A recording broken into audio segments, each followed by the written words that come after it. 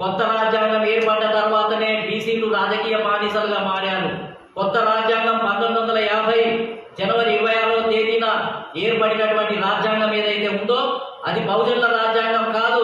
అది కేవలం ఏంటంటే అందులో 22% మంది ఎస్సీ ఎస్టీ మిత్రులు ఉన్నారు. మిగిలిన వాళ్ళు 70% ప్రతినిధులంతా కూడా అగ్రకులాలకు సంబంధించినటువంటి వాళ్ళు. ఈ దేశం 85% బడుగు బలైన వర్గాలతో కూడుకొని ఉంది. 22% పోతే 85%లో మిగిలిన 65% మంది రాజకీయ బానిసలు. కొత్త రాజ్యాంగం ఏం తెలియజేస్తుంది అని అంటే ఈ బీసీ సమాజాన్ని, ముస్లిం సమాజాన్ని, అదేవిధంగా క్రిస్టియన్ సమాజాన్ని మీరు రెడ్లతోటి పోటీపడి గెలవండి, మీరేంటంటే బ్రాహ్మణ వర్గంతో పోటీపడి గెలవమని చెప్పి ఈ రాజ్యాంగంలో రిజర్వేషన్లు పెట్టకుండా తీసివేసింది. ఫలితంగా మనం ఇవాళ బీసీ కులాల్లో సంచార బీసీ కులాలు ఉన్నాయి, గంగిరెద్దుల వారు ఉన్నారు. వీళ్ళంతా కూడా రెడ్డి సమాజంతో పోటీపడి గెలవగలుగుతారా? ఎంబీసీలు ఉన్నారు, రజకులు, నాయ బ్రాహ్మణులు, కుమ్మర్లు, కమ్మర్లు, ఒడ్డేర్లు, ఎంతమంది వీళ్ళంతా కూడా రెడ్డి వెలమ వర్గాలతో పోటీ చేసి గెలవగలుగుతారా? అంటే మరి రాజ్యాంగంలో రిజర్వేషన్లను కాంగ్రెస్ పార్టీ ఎందుకు ఎత్తివేసింది? 1950లో ఉన్నటువంటి కొత్త రాజ్యాంగంలో అసలు బీసీలకు రాజకీయ రిజర్వేషన్లు లేకుండా తీసివేయటము అని అంటే మీరు పోటీ పడండి, ధనిక వర్గాలతో పోటీ పడండి, గెలుస్తేనేమో గెలుస్తారు, ఓడిపోతే బానిసలుగా ఉండండి అని చెప్పడమే. 1935లో ఉన్నటువంటి రాజ్యాంగం ఏదైతే ఉందో, చట్టం ఏదైతే ఉందో అదే నిజమైనటువంటి బహుజనుల రాజ్యాంగం.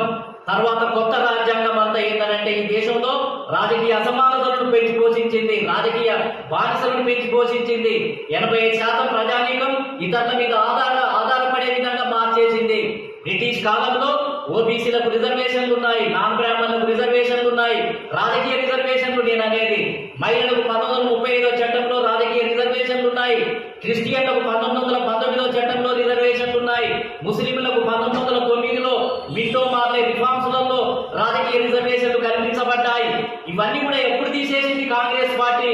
కొత్త రాజ్యాంగంలో తీసేసి మీరంతా కూడా బానిసలుగా ఉండండి, మీరంతా కూడా ఓపెన్ కోటాలకు వెళ్ళిపోండి అని రాజకీయ రిజర్వేషన్లు తీసేస్తే ఇవాళ మనమంతా కూడా బలమైన కార్పొరేట్ పెట్టుబడిదారులతోటి, కమ్మ, రెడ్డి, బ్రాహ్మణ, ఇతర అగ్రకులాల్లో ఉన్నటువంటి కార్పొరేట్ సెక్టార్ తోటి, డబ్బున్న వాళ్ళతోటి పోటీ చేయాల్సిన పరిస్థితి ఉంది. పోటీ పడ్డా గెలవలేదు, ఎవరు గెలుస్తలేరు. ఇప్పుడు నాయ బ్రాహ్మణులు లేరు, రజకులు లేరు, కుమ్మలు లేరు, సంచార బీసీ కులాలు లేరు.